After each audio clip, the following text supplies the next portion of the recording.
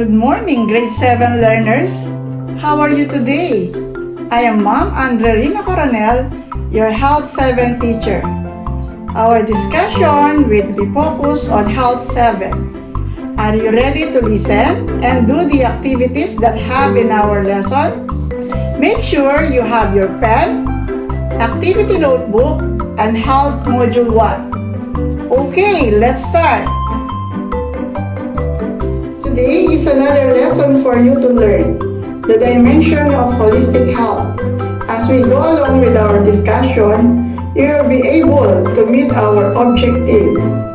Explain the dimension of holistic health: physical, mental or intellectual, emotional, social, moral, spiritual, and environmental health.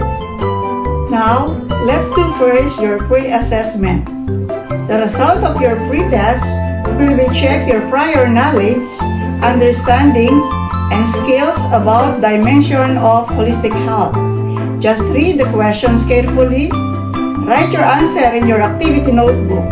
You have 5 seconds to answer each question.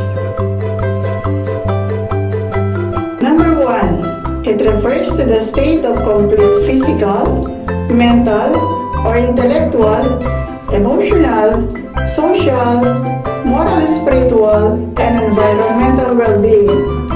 A. Health. B. Physical health. C. Social health. D. Emotional health.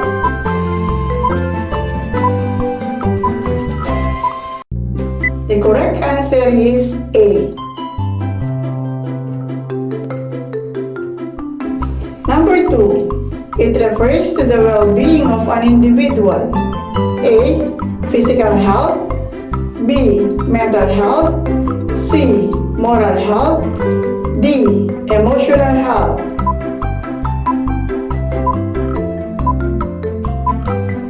The correct answer is A. Number 3. It refers to the ability of an individual to rationalize things. A. Physical health. B. Mental health. C. Moral health. D. Emotional health.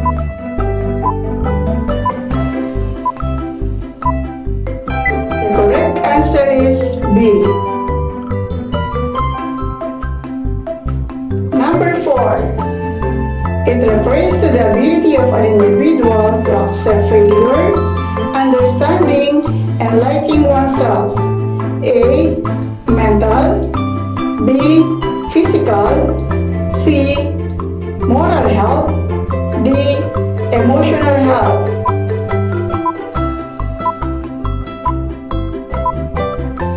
The correct answer is D. Number 5. It refers to the effect of hazard brought by the contaminated products to human being. A. Moral health. B.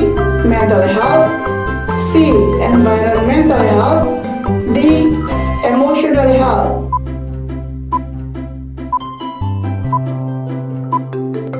The correct answer is C. Number 6. It means to lessen the amount of waste materials. A. Reuse. B. Recycle. C. Refuse. D. Reduce.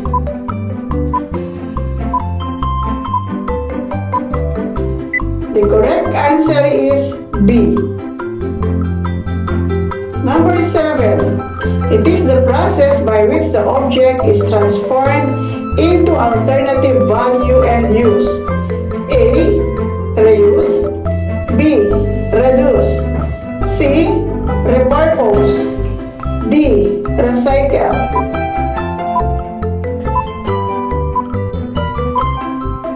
The correct answer is C. Number 8. It refers to one's beliefs and values. A. Moral, spiritual. B. Social health. C. Emotional health. D. Physical physical health?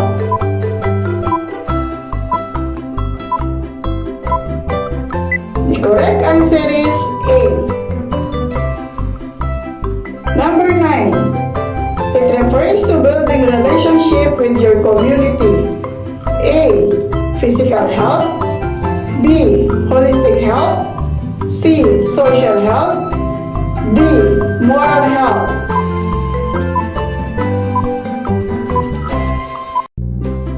The correct answer is C. And last one, number 10. It refers to connection of mind, body, and spirit. A. Physical health. B. Health. C. Holistic health. D. Economic health.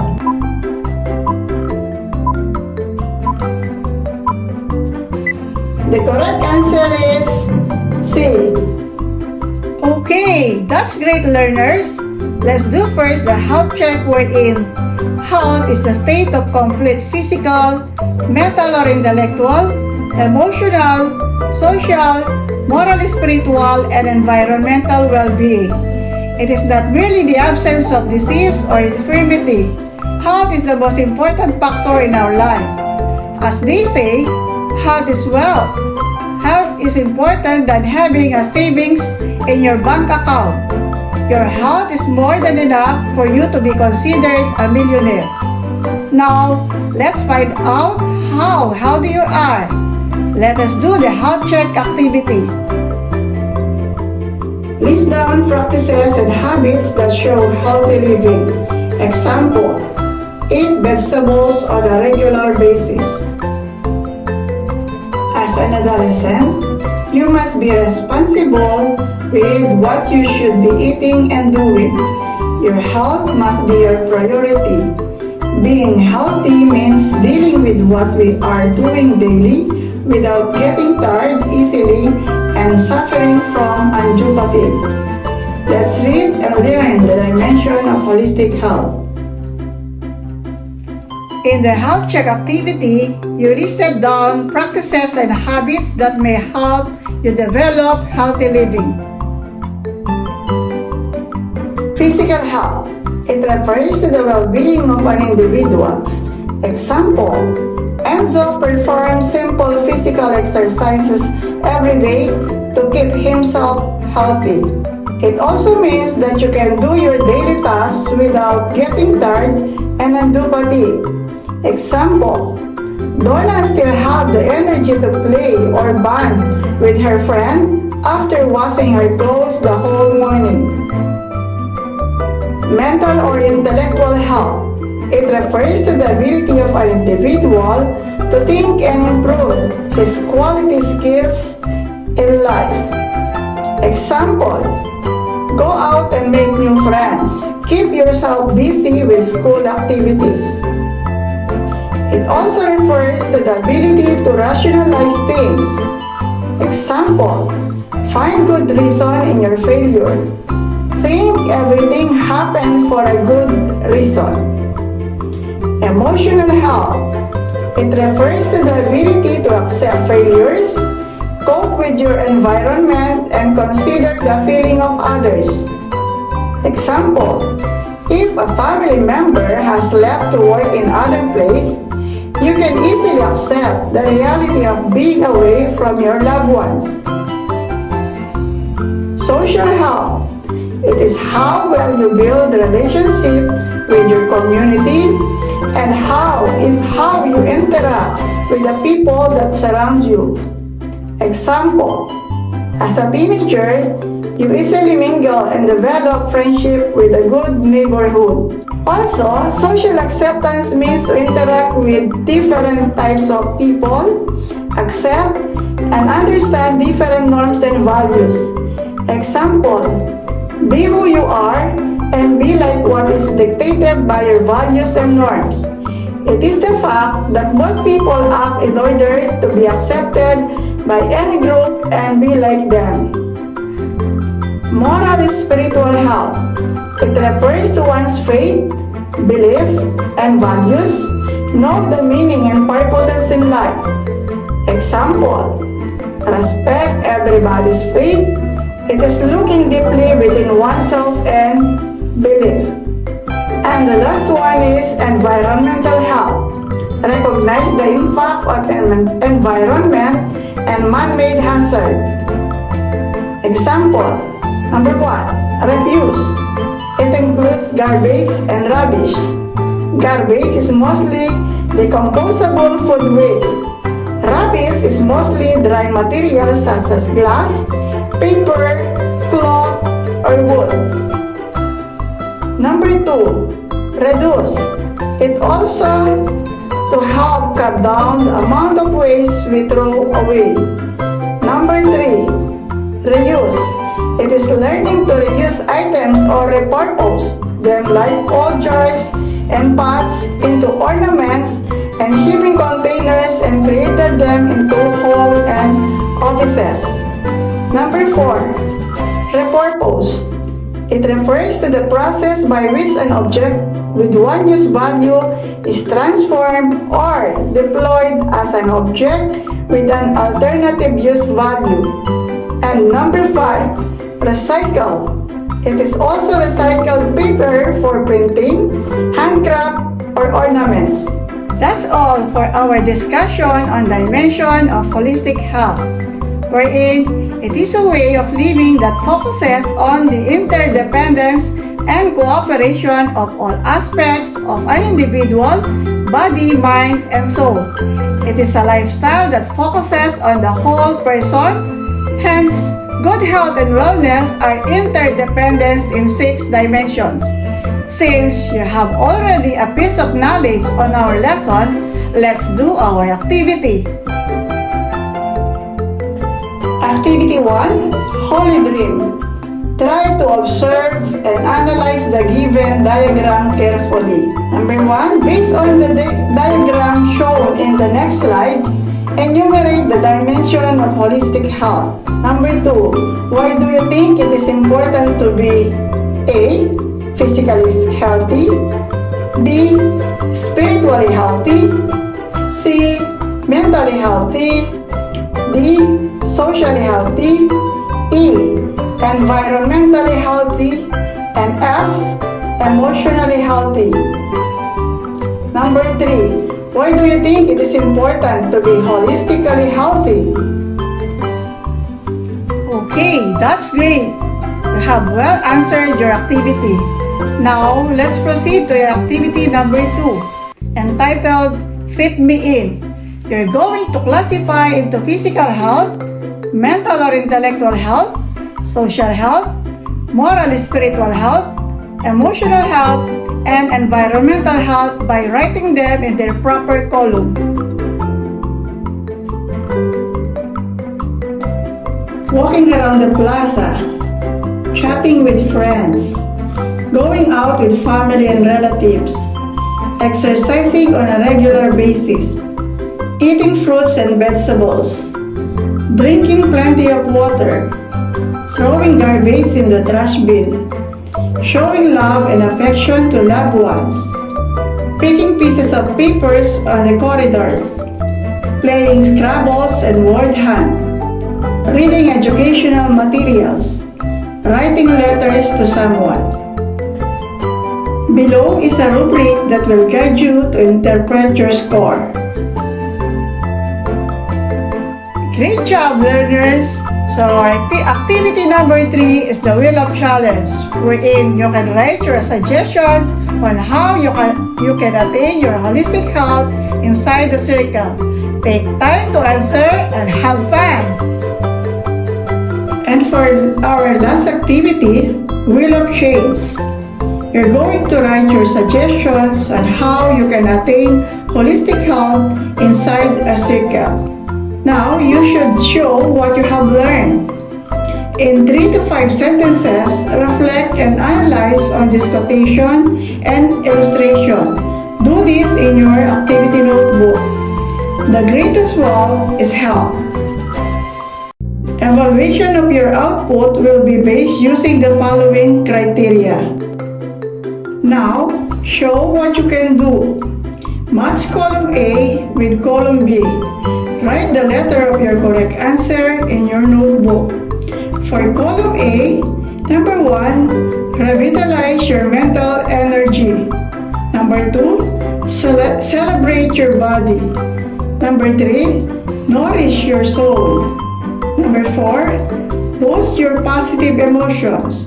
Number 5, treat yourself with a good company. For column B, A, social, B, spiritual, C, mental, D, physical, E, environmental, F, emotional. And for your assessment, it refers to the state of complete physical, mental, or intellectual, emotional, social, moral, spiritual, and environmental well-being. A, health, B, physical health, C, social health, D, emotional health. Number 2, it refers to the well-being of an individual. A, physical health, B, mental health, C, moral health, D, emotional health. Number 3, it refers to the ability of an individual to rationalize things. A, physical health, B, mental health, C, moral health, D, emotional health. Number 4, it refers to the ability of an individual to accept failure, understanding, and liking oneself. A, mental health, B, physical health, C, moral health, D, emotional health.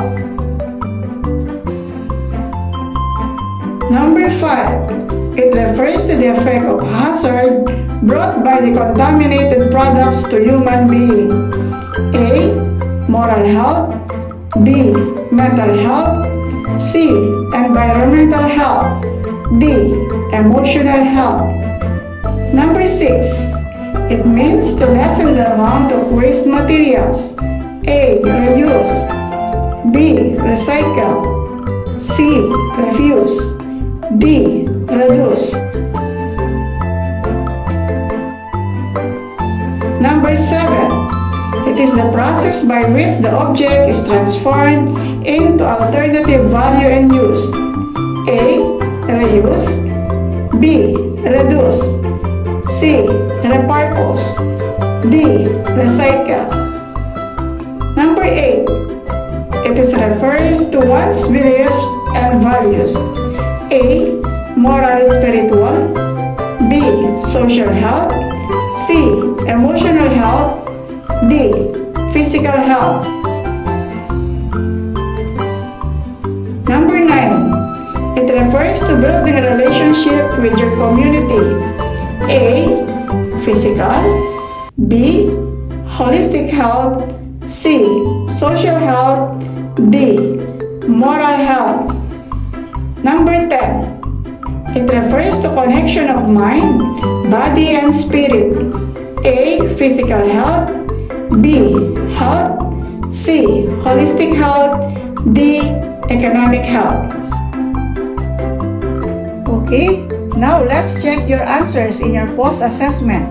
Check it properly and honestly.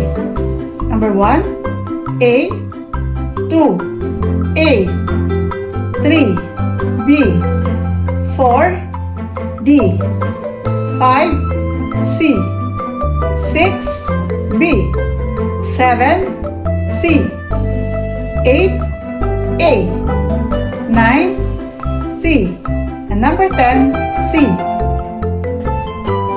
Well done, learners! I hope you enjoyed and learned a lot from this video lesson. Thank you and have a nice day. Bye!